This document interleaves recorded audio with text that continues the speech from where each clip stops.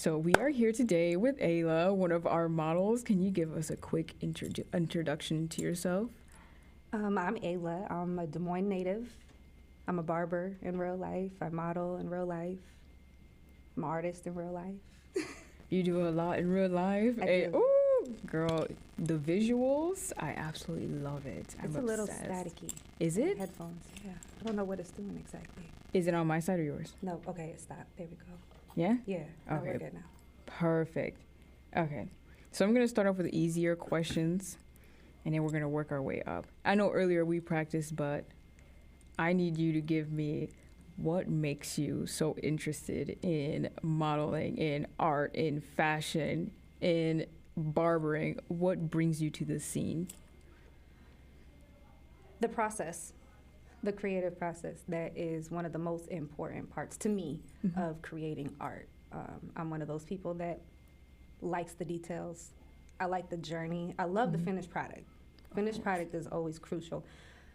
I really, really enjoy the process. All the little stuff that people don't see.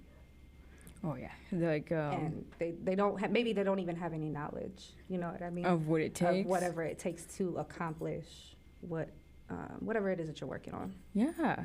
And I know today you're modeling because, we're trying to put the fashion effect out to the world. Yes.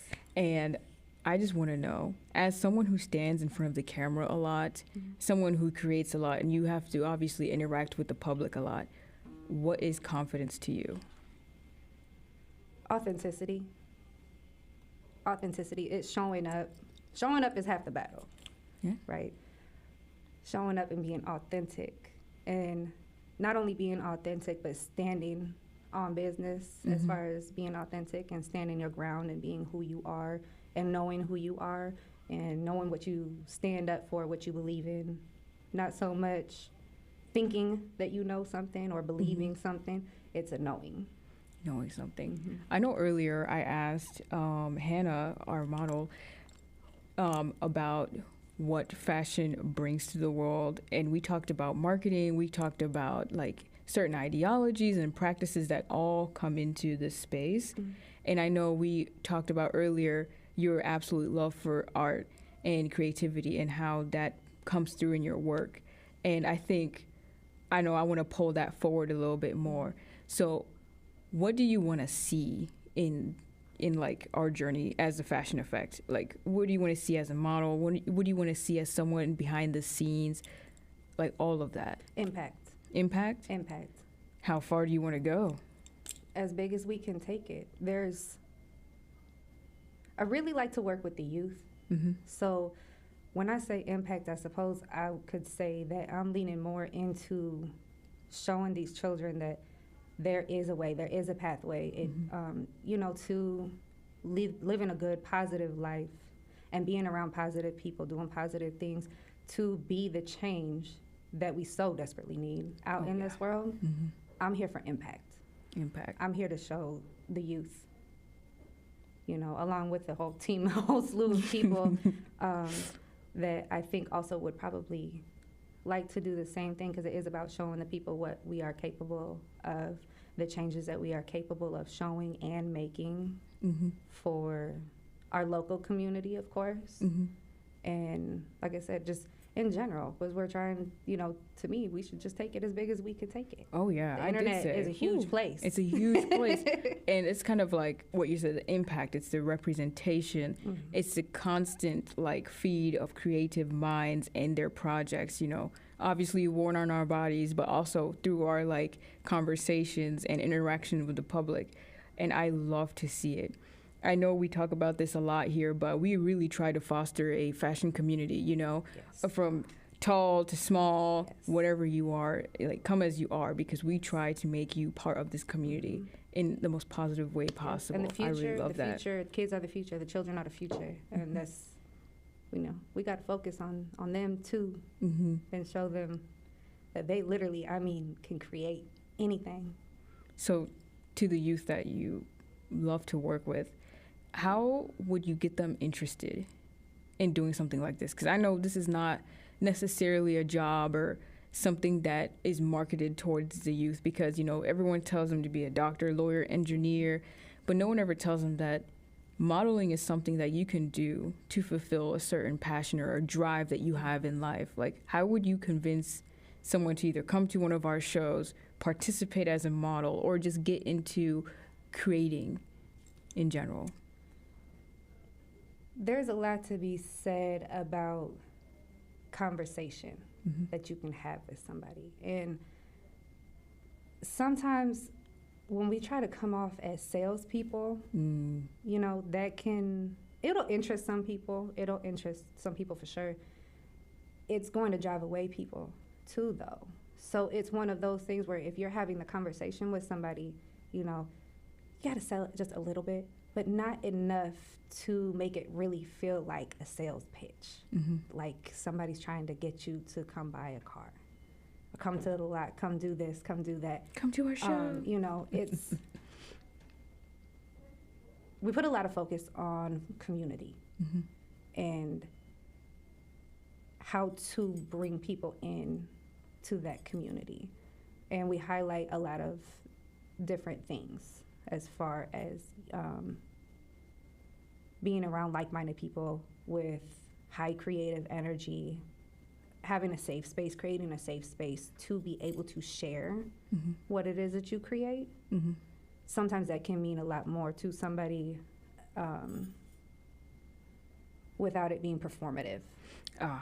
Is that performative aspect. I hear that a lot online. Yes. I also hear a lot online about creatives need creatives, artists need artists. We need each other. We need each other because we need someone to bounce these ideas off of. We need somebody with, you know, just the ideas in their head that just need an extra voice or an extra push to bring to life. Art can change the world, man. And if people as a collective, as a whole, and this is outside of the creative community too, definitely within the creative community, if we could really focus on really including each other, and again, it not being performative, not doing it to be part of a popularity contest,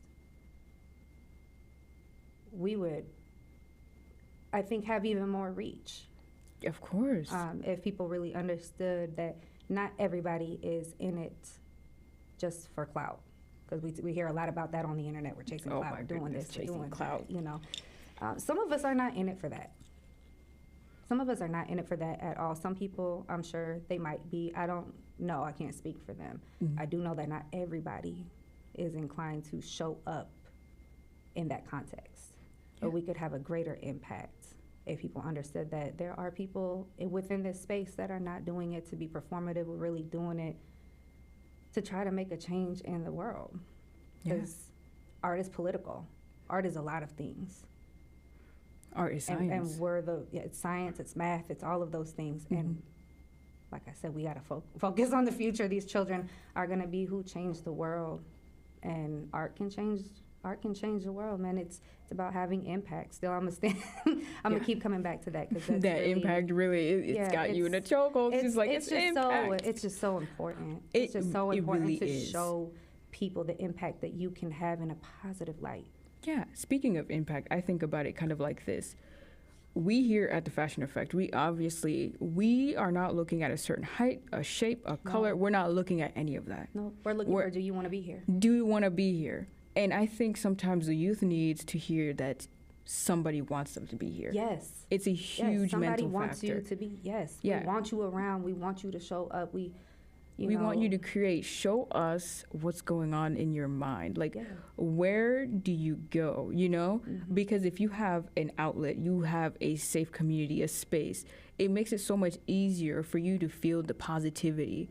And we're not going to go into the sciences of the mental, neurological impact, but you can tell that someone who consumes media like this, where they are celebrated, they are seen and represented, it really fosters this kind of healthy mindset about going out into the world as you are, who you are. It really, really does, especially when you have less of a focus on trying to make people show up and, again, be performative. It's really important to provide that space for somebody who, let's say, has a kind of personality, or not even personality, they just going through something where maybe they don't necessarily want to interact and do the things and be involved in the reindeer games. You know what I mean? Oh, They just yeah. want to just be present and just share space, Mm-hmm. physical space with other people, and just about sharing the energy Mm-hmm. without forcing them, again, to perform essentially. Perform, yeah. And, put on that mask and put on that happy face and get out there. It's really important, like you said, for people to know, these children to know and understand that somebody wants you to show up as you are. Mm-hmm. Nobody's going to show up and force you to do the thing. If all you need is just to share space with like-minded people, you can do that here.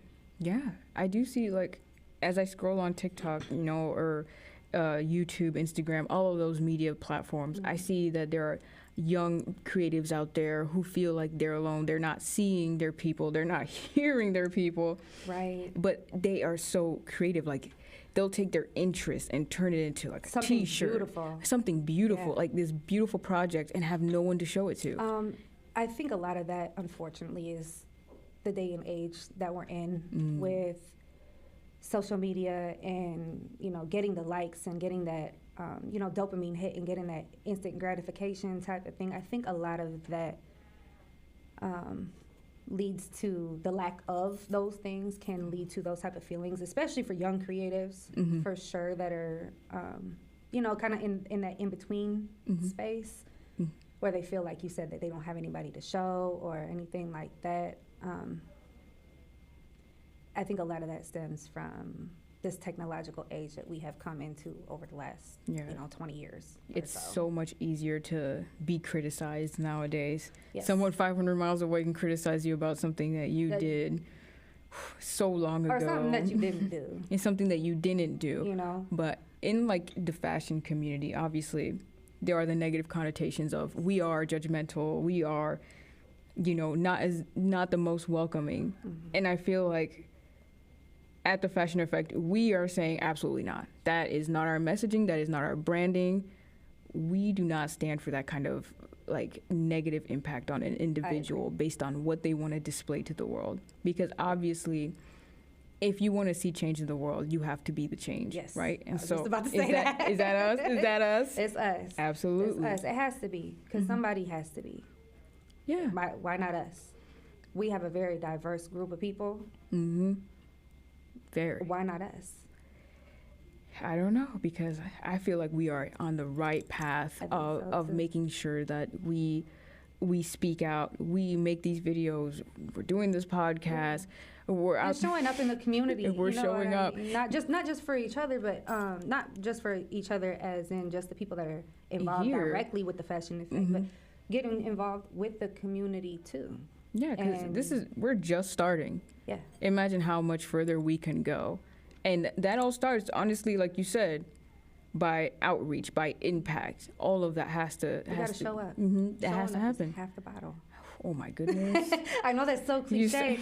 Like, it really is. It's so cliche. But the cliches are true for the most part for reasons. Yeah, of course. It's like an old wives' tale. It exists for a reason. The messaging may not be sometimes it doesn't translate that great. Exactly. It just it's the underlying message. You read between the lines. It's the principle. Yeah. So we are between the lines, right? We're telling you, if the industry tells you have to be 6'2", skinny and blonde, we are saying absolutely not. Come here as you are. Yeah. Exactly. We're trying to define a whole different side of the industry that people try to overlook.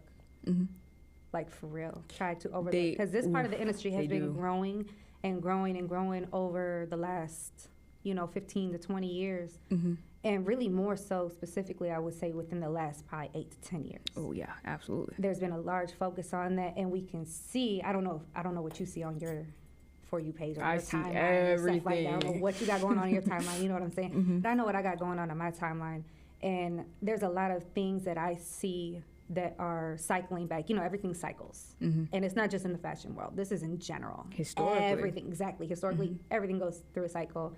There's not a lot of things that we haven't seen already, right? There's this cycle that I'm seeing of things coming back that were very popular in the 90s and the early 2000s and even the early 2000, like 2010. You know what I'm saying?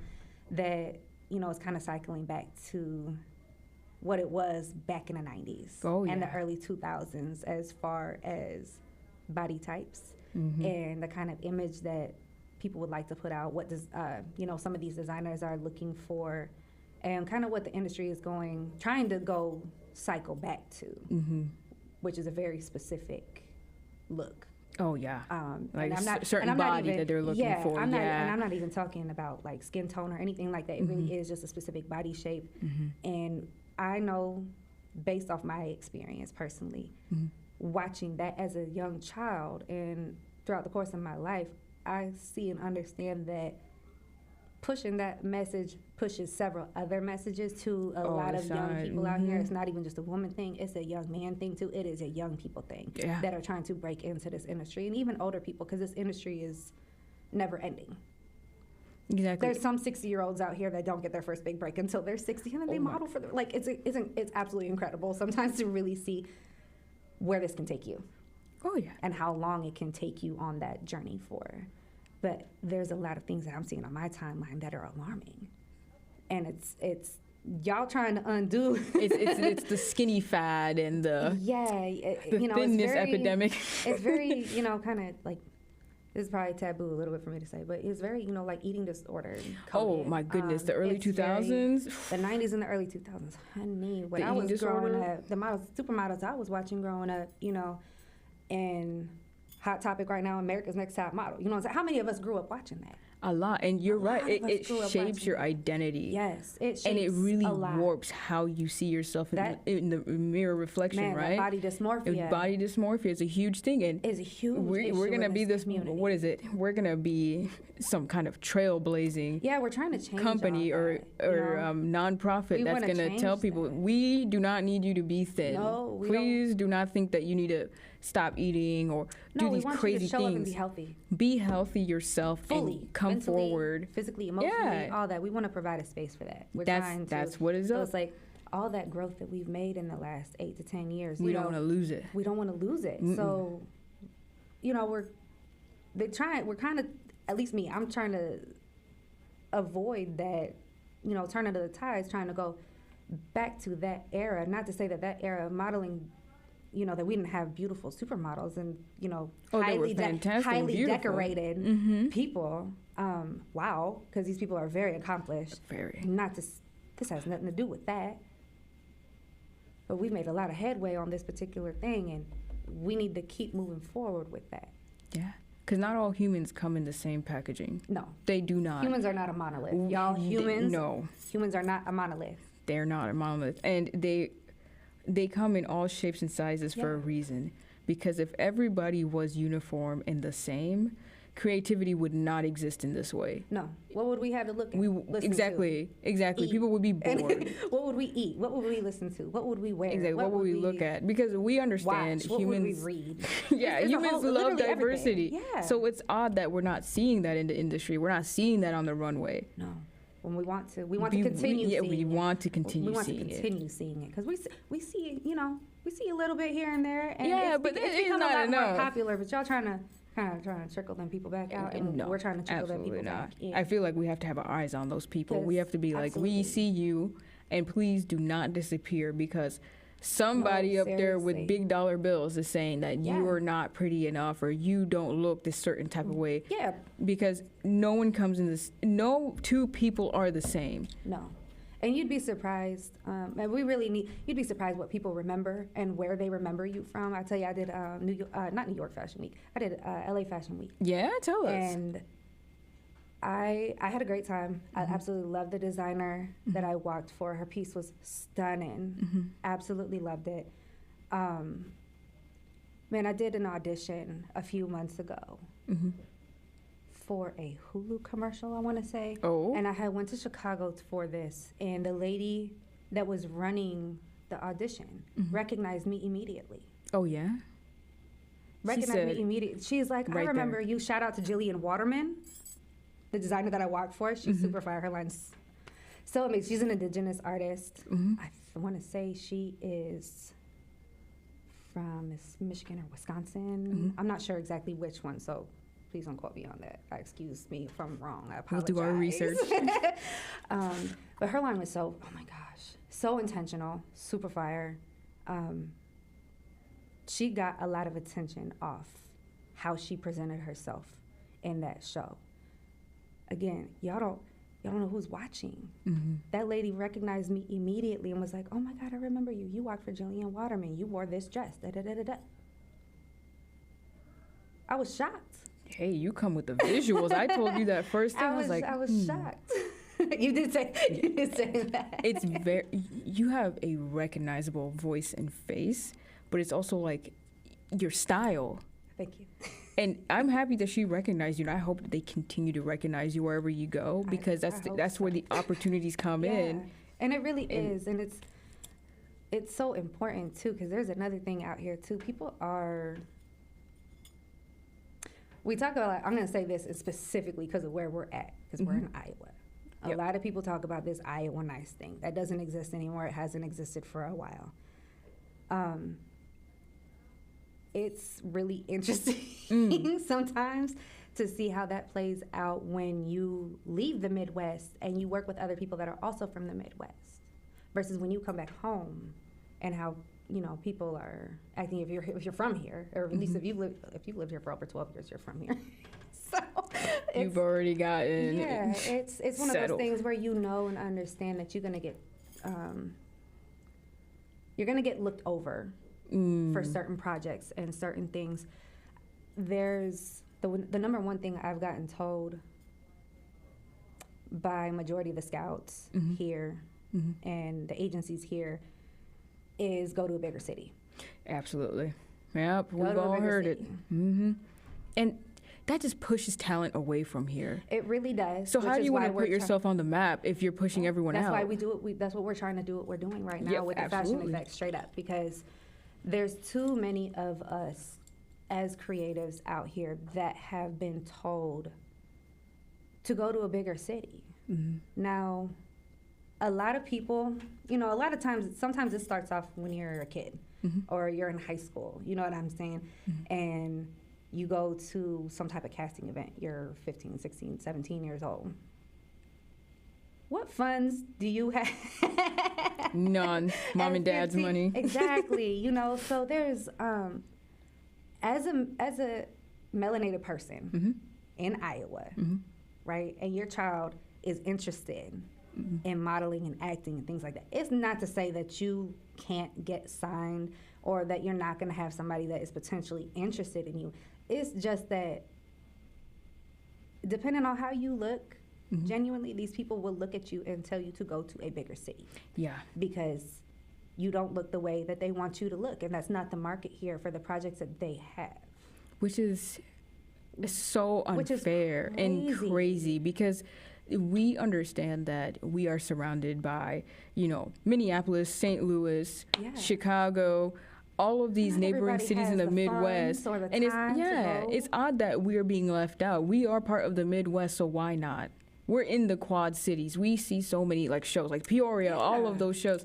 But it's kind of like as soon as we get to Des Moines, Ames, Cedar Rapids, Iowa City, nothing. Dubuque, nothing. You know, Waterloo and Iowa City and Cedar Rapids has really picked up their pace. They are. They really are. I feel like I need them to speed run it. Adding more events and stuff add more, because people want to go out. They don't have third spaces anymore. I think they've done a great job in that area, trying to promote that and getting a good scene going up there for themselves, for sure. Because they are only 4 hours from Chicago. Yeah, so they're only 4 hours. That makes it a lot easier. Quick drive. Yeah, and I just go, wow. But it's just crazy. But they need models. Yeah. You need people to be brave enough to step on that stage. Yep. You know, so that's part of it too. Is there's a lot of lack in places for people to go to work on their confidence. That is a non-judgmental space in that aspect. Again, this is another thing that we are trying to provide for the creatives here that would like to join us in what we're doing, is providing that space. Exactly. Because it was crazy to hear that in 2008, 2009. Think about how long ago that was. So many years. What is that, like 14 years ago? Exactly. It's 2026. My You know what I'm math's not saying? good. It's almost 20 years ago. Do you know how crazy it is to be told that 20 years ago and turn around in 2025 and 2026 and still get told the same thing? We haven't progressed any in almost In the big 20 years. 2-6, it does make you Oh, feel We have to make type room. of way about it, you we know? have to make room because we have to take that room and make it for ourselves. And that's what we're gonna trying to do. We're gonna do that. And I'm so happy that you spoke on this. I mean, it's just been lovely having you here you. because you're saying all the things that most people think but don't voice. And A I lot of people appreciate want to overlook that. that, and then a lot of people really are scared to even speak on it. And even more people have the tact to try to do so tastefully, because it's not about tearing the next person down or tearing the next company down or the next group. It's not anything about that. It really is just, it's a fact It's a fact. that it is. That people are being told this here. But not by us. We Not don't by say that. us. Somebody We're not else is saying that. We say But the opposite. Yes, and there was not a lot of space for that before. We're trying to make the space. We're going to take the space and we're going to make it. Exactly. Take up space. Honestly, take up space. You know, With and- how many people have the audacity to do so and don't even have the skill or the creativity to, Right. those who do You have just- it should take You up the have space. like an idea of what you want to do as soon as you hit the scene, but after that, What's next? people sit around kind of like, oh, what's next? Go and get out the way so we can show you. Now, we got ideas. Get out the way so we can show you. Exactly. You know, in Move the out most, the way. in the nicest way possible. Respectfully, of Go course. on and Just scoot move, over so scoot we over. can show you what we're trying to do. Yeah, because I think that's the thing about being in a creative space is that we build each other up. Yeah. And as we build each other up, we create this new platform, this new space where we can coexist, because not everyone's going to want to model. Not everyone's going to be a there's videographer. space for everybody. There's space for everybody. Yes. And I think we need to completely remove ourselves from that closed mindset and open ourselves up to this opportunity that is being presented to us. And I'm just happy that you're speaking on all of this. I don't even have to repeat anything. Somebody has to say it. And it's just been lovely having you on this podcast. I know you got to go back out there. You got to go walk the walk, strutting them heels. And I'll see you again for the next podcast. Yes. Thank you for having me. Of course. Thank you. Take care. You too.